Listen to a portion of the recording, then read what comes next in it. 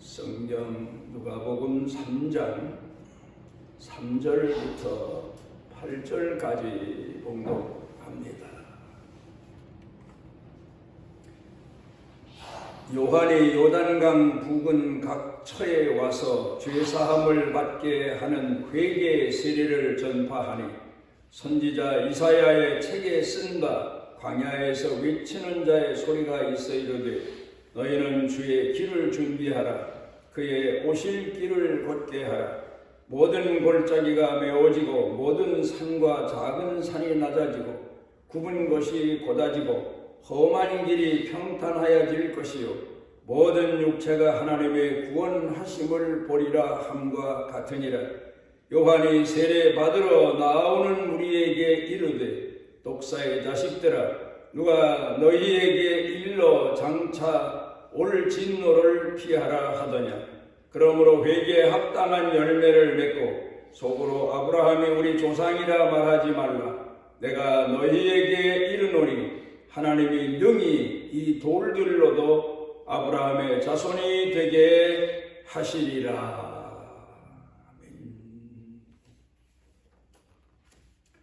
신학을 공부할 때에 예수님에 대해서 두 가지로 표현합니다. 첫째는 예수님의 비하라는 말입니다. 예수님께서 하늘 보좌를 버리시고 이 땅에 오셔서 낮아지시고 또 낮아지시고 또 낮아지시다가 끝내는 마지막 죽음에 이르신 과정까지를 예수님의 비하 그렇게 표현합니다. 그 다음에 예수님의 부활서부터 예수님의 승귀라고 말합니다. 부활하시고 이 땅에 40일 동안 계시고 그 다음에 승천하시고 원래 계셨던 하늘 보좌 하나님 우편에 앉아 계신 곳으로 가신 것을 승귀라 이제 그렇게 말을 합니다.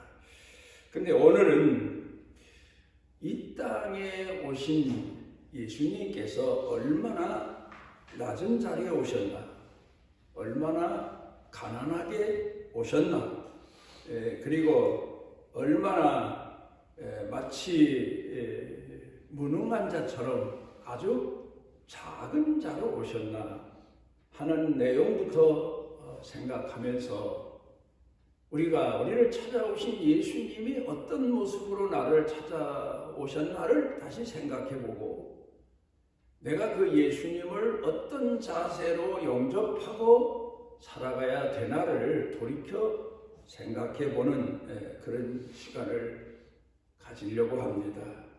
근간에 보게 되면 너무 성탄절이 부자들의 명절로 전락해 버리고 말았습니다. 원래 기독교의 신앙과는 거리가 먼 그런 계절 명절을 교회들이 모르고 지키고 있는 것이 안타까운 때인데 우리는 예수님이 이 땅에 오셨던 때 예수님의 생신을 우리가 기념한다면 예수님이 이 땅에 오셨던 때, 오셨던 모습을 돌이켜 생각해 보면서 우리 자신의 신앙을 다시 점검해 봤으면 합니다. 성경에 기록된 내용을 놓고 보면 예수님이 이 땅에 탄생하실 때에 그때 마구간에 무슨 지금으로 말하면 호텔 뭐 이런 곳을 빌려서 아니면 부잣집 방을 빌려서도 아니고 사람이 거처하지 않는 짐승, 사람만도 못한 짐승이 거처하는 곳에서 태어나셨다.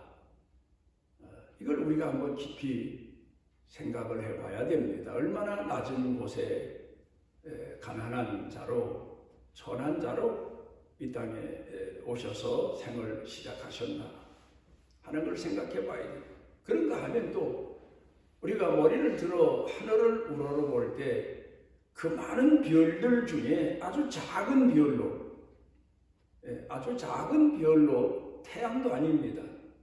예수님 당시에 무슨 왕이나 또 군중들에게 존경을 받는, 뭐 지금도 그렇지만 사람들은 자기가 마치 하늘의 뭐 태양 같은 존재로, 뭐 큰 별 같은 존재로 그렇게 착각하고 자기 자신을 과시하는 경우가 많은데, 예수님은 아주 작은 별로 표현돼서 동방 박사들이 그 별을 따라 예수님 탄생한 곳까지 오게 된 내용을 놓고 보면 하늘에서도 아주 가장 작은 자로 이 땅에 오셨다.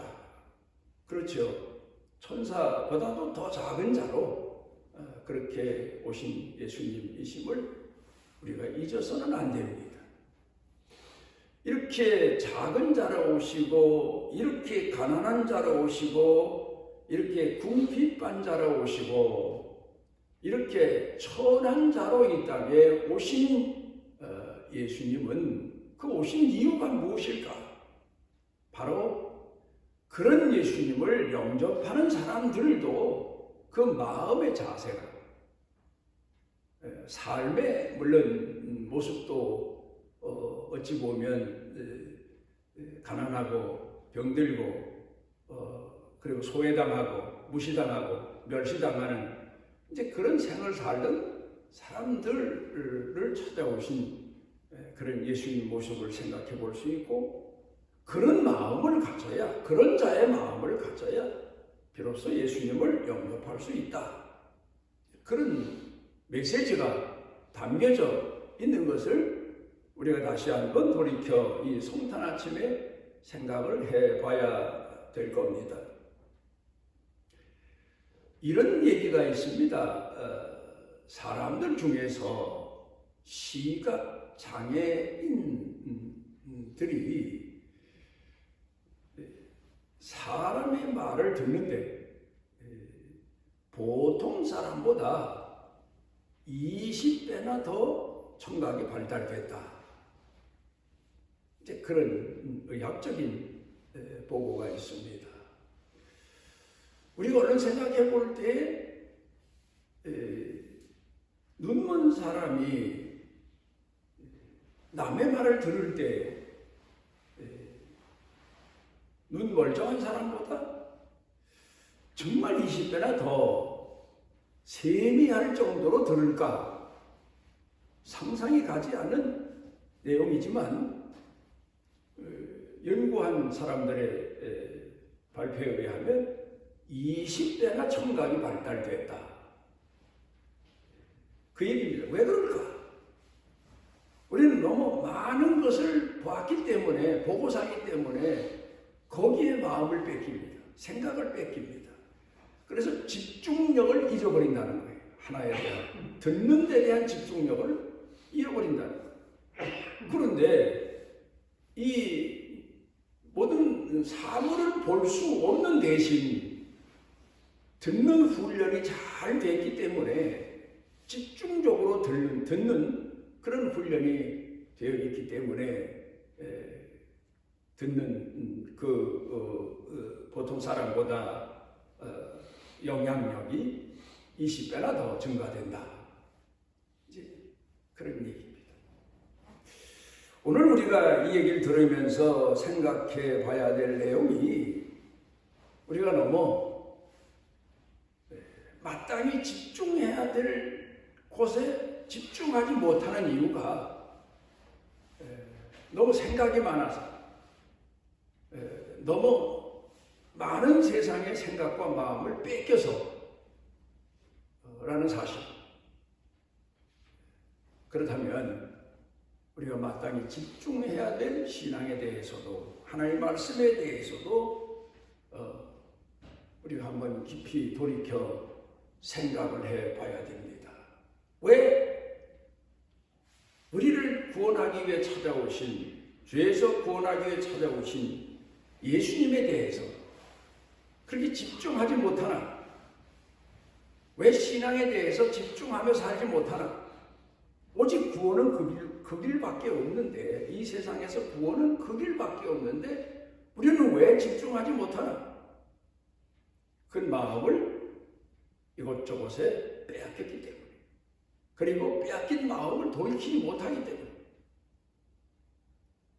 이걸 우리가 생각해 보면서 겸손히 내 자신이 오늘 주 앞에서 내 모습을 바로 찾아 돌이킬 수 있는 시간이 됐으면 합니다. 예수님이 이 땅에 오시기 전 600년 전에 에레미야라고 하는 선지자가 복음을 전하면서 메시아가 오실 것에 대해서 예언을 하면서 그 백성들을 향하여 전달한 오늘로 말하면 설교 내용의 핵심이 묵은 땅을 기경하라. 그 기막힌 얘기입니다. 묵은 땅을 기경해라.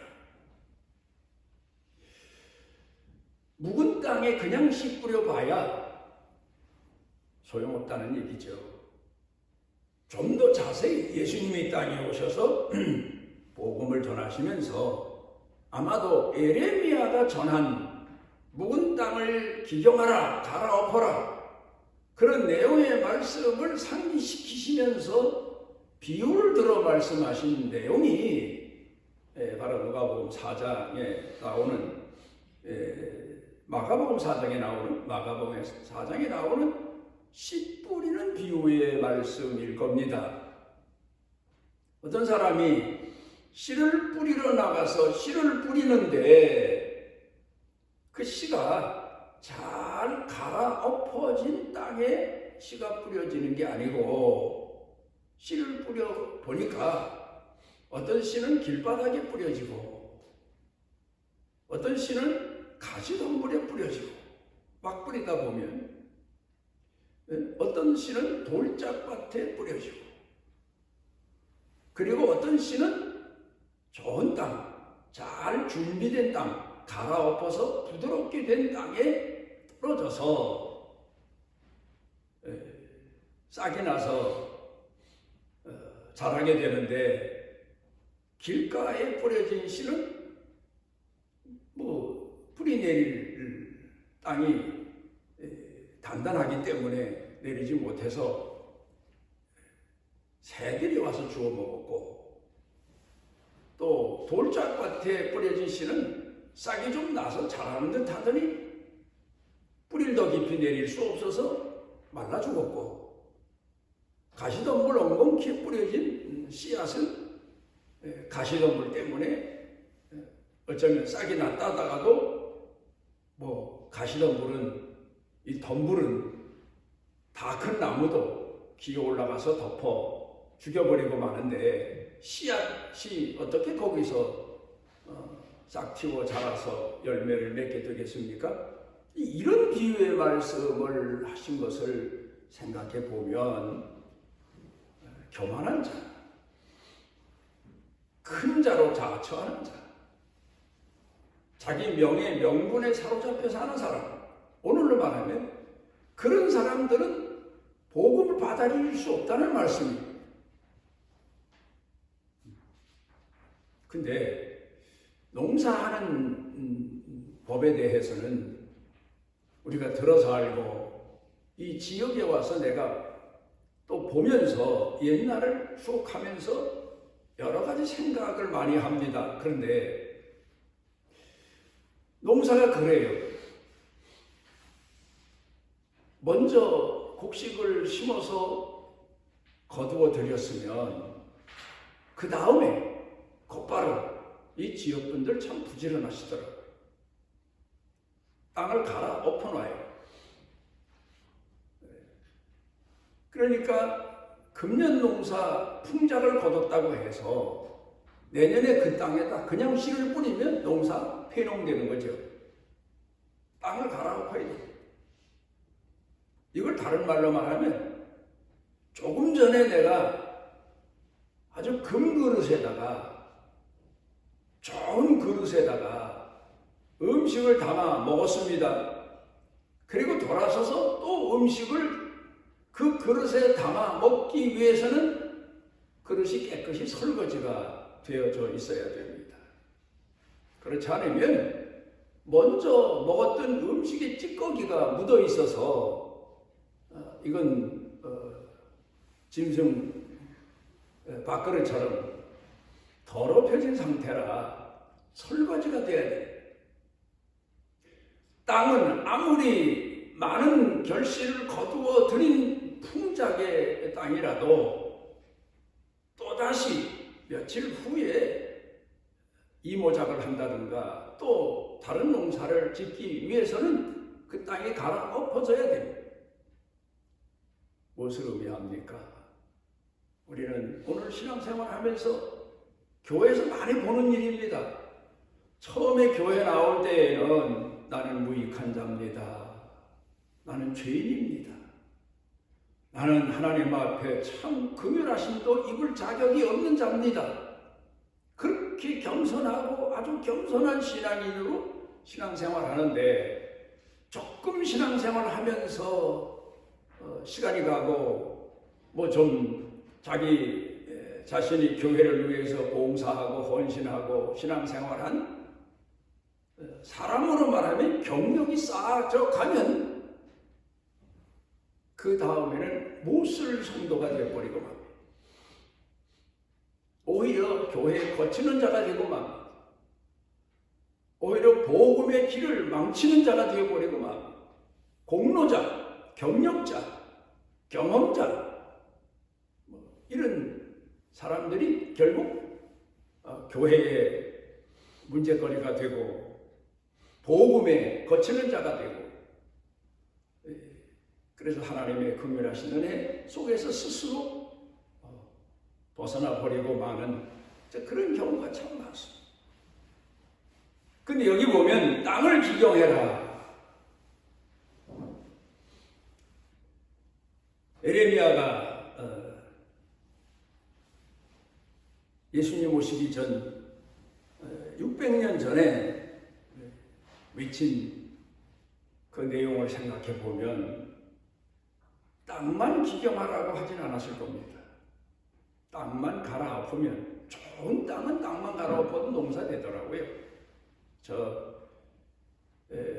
외국에 나가보면 참 좋은 땅 가지고 있는 나라들이 있더라고요. 근데 우리는 5,000년 역사라고 하죠. 농사를 계속 하다 보니까 땅의 영양분이 다 소멸된 것 같아요. 그래서 제 어렸을 때만 해도 봄이 되면 뭐 겨울에도 그래요. 농사하는 사람들이 주력하는 것이 걸음이에요. 밑거름. 그래 보면 이 밑거름이라는 게 그래요. 풀을 베다가 뭐 그게 칡농풀이든지 뭐든지 베다가 그걸 베어서 썩히는 거예요. 그리고 사람이나 동물이나 배설물을 쌓아두었다가 그걸 가지고 농사를 합니다. 이걸 가만히 생각해 보면 우리 속에 있는 가시덤불 같은 거 오늘 성경 본문에서 세례요한이 회개하라 그렇게 외치고 있습니다. 그건 뭘 말해주고 있는가 하면은 우리 속에 예수님 말씀하신 것처럼 가시덤불, 엉겅퀴, 돌짝 내 자존감, 내 경험, 내 아는 지식 이런 것들이 돌짝밭이 돼서 하나님 말씀을 순수하게 받아들이지 못하고 또 세상에 사로잡혀서 근심 걱정에 사로잡혀서 결국 순수한 하나님의 말씀이 내 속에 들어와서 그 신앙이 자라지 못합니다. 그러니까 땅을 기경하고 거름을 뿌리고 그리고 거기에 씨를 복음의 씨를 받아들여서 그 복음의 씨를 키워야 농사가 되는 것처럼 진정한 신앙인이 되기 위해서는 낮고 천한 자로 오신 예수 그리스도를 영접하기 위해서는 우리 자신이 얼마나 회개하고 낮아지고 겸손해야 되나 하는 것을 가르쳐 말합니다. 그런데 사람이 스스로 낮아지고 겸손할 수 있나? 그리스도를 영접할 만큼 순수해질 수 있나? 그렇지 못합니다.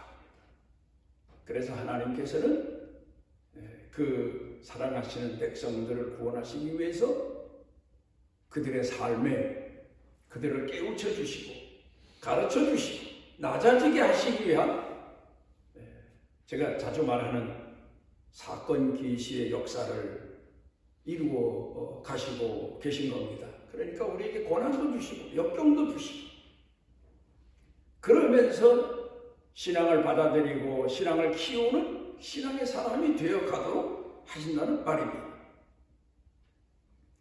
장바니에라고 하는 이가 쓴 사람 되기 위해서 뭐 그런 제목의 책을 썼습니다. 사람이 사람 되기 위해서. 그런데 거기에 보면 어쩌면 우리 신앙인들이 깨닫지 못하는 내용을 사회학자가 지적하고 있는 것 같습니다. 사람이 사람 되기 위해서는 먼저 그런 얘기입니다. 나는 무엇인지 할 수 있다. 능치 못할 일이 없다. 이런, 어찌 보면 이게 하나의 삶의 용기일 수 있고 자부심일 수 있지만, 근데 그게 자칫 잘못하면 거만으로, 자만으로 바꿔질 수 있는 겁니다. 그래서 사람이 사람 되기 위해서는 먼저 제일 첫 단계가 두려움이다 그랬습니다. 공포감이다. 무엇에 대한 두려움?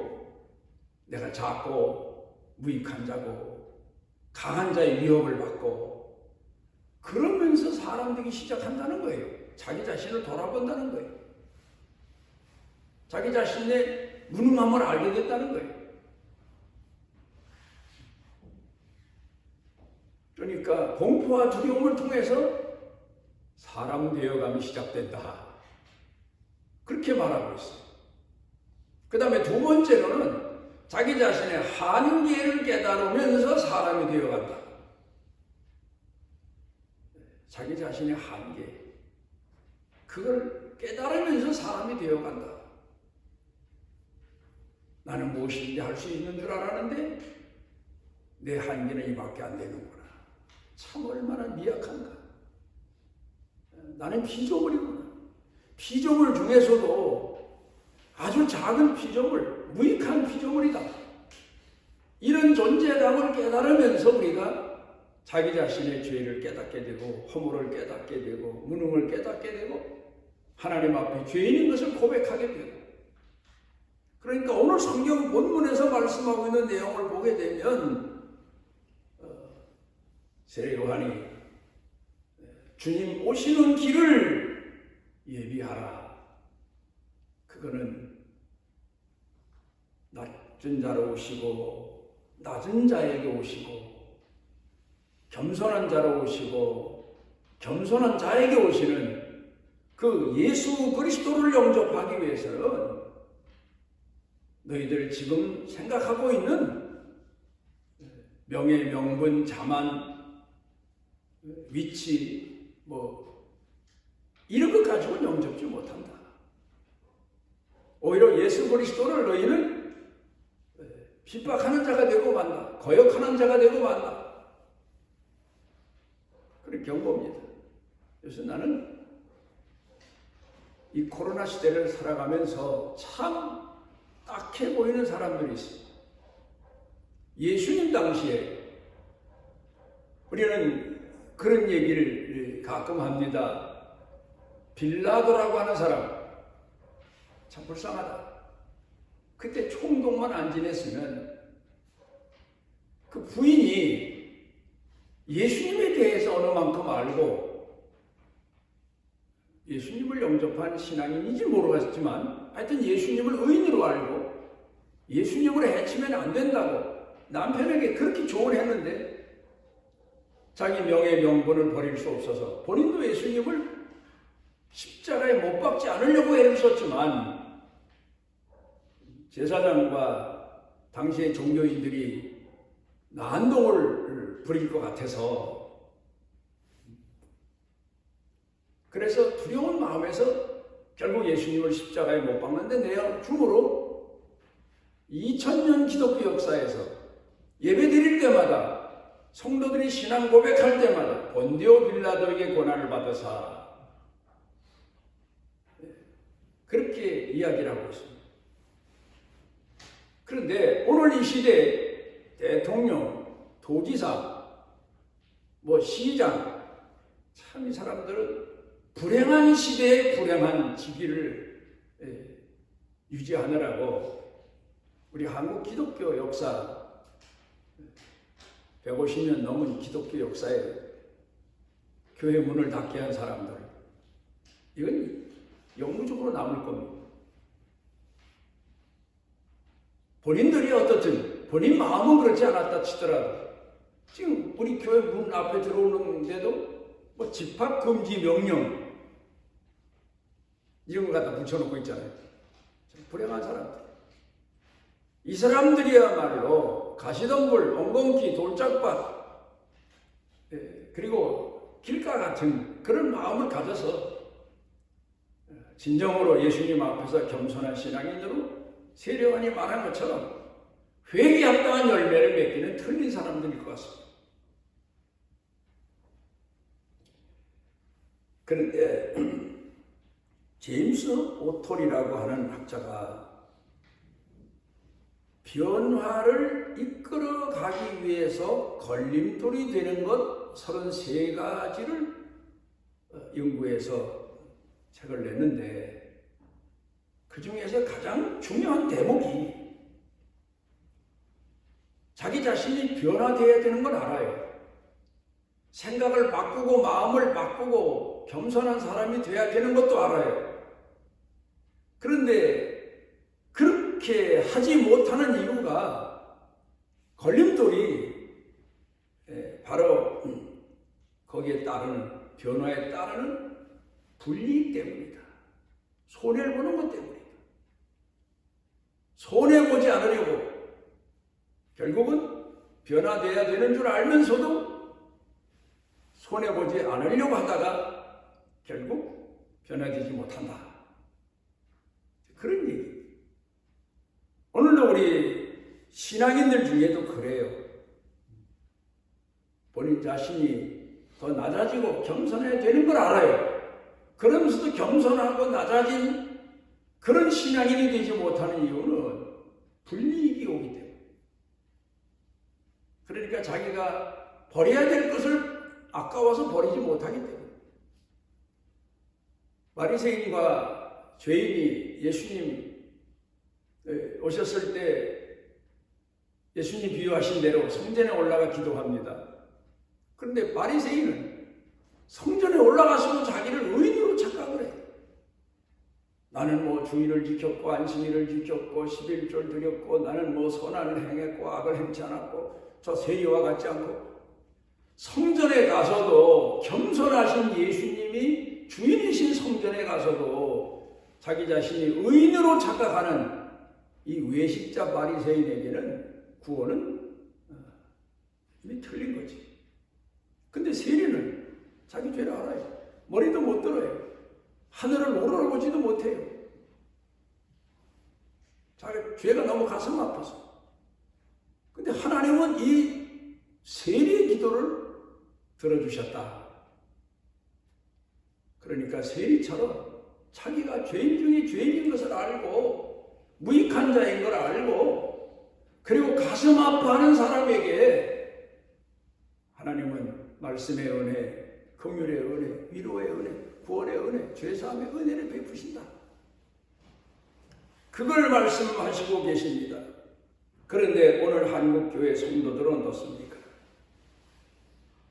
교회 나와서 예수님 당시에 바리새인이나 제사장 이런 사람들처럼 의인으로 자처하고 구원받을 자는 자기밖에 없는 줄 알고 만세전에 택하셨으니 나는 이제 천국은 누구보다 확실히 간다는 그런 자만심, 이런 마음들을 가지고 성전에 오르내리고 신앙인이라고 자처하고 오늘을 살다 보니까 세상의 빛이 뭡니까? 세상의 어두운 사람들로 비춰져서 비난을 받고 있는 때입니다. 그러니까 우리가 오늘 진정으로 그리스도를 영접하고 예수님 생신을 기념하기 위해서는 내가 얼마나 죄인인가, 무익한 죄인인가. 나는 정말 사도 바울이 고백한 것처럼 만물에 찢기만도 못하다, 배설물만도 못하다, 그 고백 아닙니까? 진정으로 이런 고백만 하면 뭐합니까? 또 그런 마음으로 살아야죠. 그런 자세로 살아야죠. 이게 바로 오늘 세례 요한이 이 시대를 향하여 우리 그리스도인에게 전하고 있는 길을 예비하라. 그 말씀의 내용입니다. 기도하시오. 오늘 우리를 죄의 전에 모으시고 우리를 구원하기 위해 찾아오신 예수님의 모습과 오늘 그 예수님을 모시고자 하는 우리의 모습을 돌아볼 수 있도록 은혜 주셨사오니 더 겸손하고 더 낮아지고 무익한 죄인인 것을 깨닫고 늘 우리에게 베푸시는 긍휼의 은혜를 사모하며 무익한 자요 무익한 종이요 만물에 찢기만도 못한 자인 줄로 마음에 새기고 살아갈 수 있도록 은혜를 더하여 주옵소서. 예수님 이름으로 기도드리옵나이다. 아멘. 더 이상 살아날 길이 없는 죄인들에게 가장 낮은 자로 십자가를 지고 오셔서 구원을 이루어 주신 주님, 우리가 그 주님의 은혜를 헤아리고 감사하며 주 앞에 예물을 드립니다. 우리 평생에 이 주님의 귀하신 은혜를 가슴에 안고 예수님처럼 우리도 낮아진 자로 겸손한 자로 주 앞에 부름받은 은혜에 감격 감사해서 주와 동행하며 살아가는 은혜를 더하여 주옵소서. 이 고귀한 신앙의 복을 우리 자손들 대대로 신앙 유산으로 물리게 해 주옵소서. 예수님 이름으로 기도드리옵나이다. 아멘. 기도하십니다. 죄인 중에 죄인 괴수들을 외면하지 아니하시고 찾아오셔서 끌어안으시고 우리의 선한 목자가 되신 예수 그리스도의 무한하신 은혜와 우리를 택하시고 실어버리지 아니하시고 구원을 이루기까지 끊임없는 사랑을 쏟아주시는 아버지 하나님의 만극하신 사랑과 세상 끝날까지 우리 속에 내재하셔서 깨우쳐 주시고 일으켜 주시고 이끌어 인도하시는 성령님의 능력의 은총이 사랑하는 자녀들 머리 위에 영육간에 사는 생활 중에 가족 중에 일터 경영 중에 온 교회 중에 이 나라의 민족 중에 넘치고 넘치도록 함께 하시기를 축원하옵나이다.